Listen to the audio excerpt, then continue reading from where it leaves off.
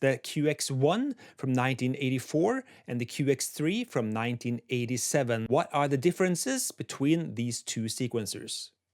Both of these sequencers were flagship sequencers for Yamaha in the 80s, and I have somewhat detailed tutorial videos on both of these on my channel, so check the video description for links to those videos. Both of these are still highly capable of MIDI sequencing, but there are some major differences between these, as we shall see. The QX1 has a note capacity of 80,000 notes, while the QX3 has a capacity of 24,000 notes. So let's take a closer look at the QX1 first and its 8 MIDI outports, which were massive back in the day. It's still a lot today.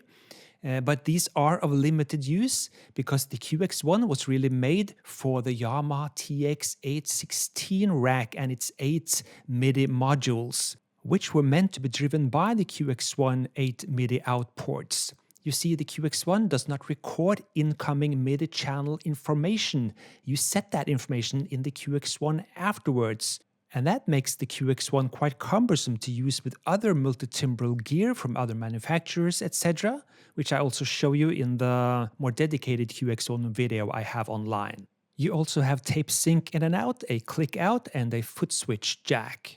3 years later though, Yamaha had learned their lesson and a lot had changed in the MIDI world, so now they've ditched the 8 MIDI outports in favor of 2 outports, a through port and a in port, and you can now record incoming MIDI channel information, etc., like all the other sequencers on the market. And now this became much more flexible in terms of usage with other types of MIDI gear on the market. The QX3 also has tape sync in and out, a click out, a foot switch jack for stopping or recording, punch-in, etc., and a display contrast knob, very unusual for Yamaha at the time, but very welcome. And here comes the other main difference between these sequencers. The Yamaha QX1 has 8 tracks. It's a 8-track MIDI sequencer. Note capacity is 80,000 MIDI notes. The QX3, however, has 16 tracks you can record on and use for playback, etc., in a live situation or in the studio at the time.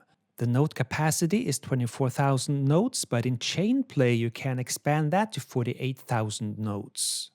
Both sequencers has chunky, fat, nice buttons with a cash register feel to them. And the QX1 has some buttons which makes it very fast and easy to access things like repeat and transpose and click outs, etc. And the QX1 also has 4 cursor buttons readily available on the front panel itself, and a tempo adjustment knob. The QX3 has a similar layout, and it has a nice adjustment knob which goes both ways in an endless rotary direction. The QX3 makes a little bit more use of a shift button to access things like the other cursor buttons, etc. than the QX1. However, the QX3 also has 2 function buttons, F1 and F2, which you can use to program macros, long sequences of button pressing for things that you do a lot. These can be stored and easily accessed through these function buttons. Very nice.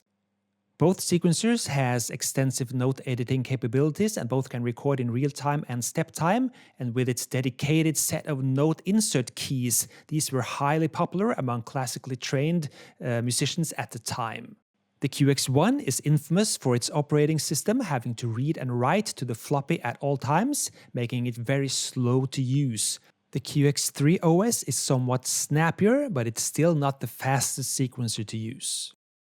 And that's it, the QX1, one sequencer to rule them all. However, only in terms of looks these days. The QX3 outclasses the QX1 in absolutely every way except for the looks. So the choice is yours. Do you prefer style over practical use? You decide. I'm Espen Croft. Thanks for watching. See you next time. Cheers.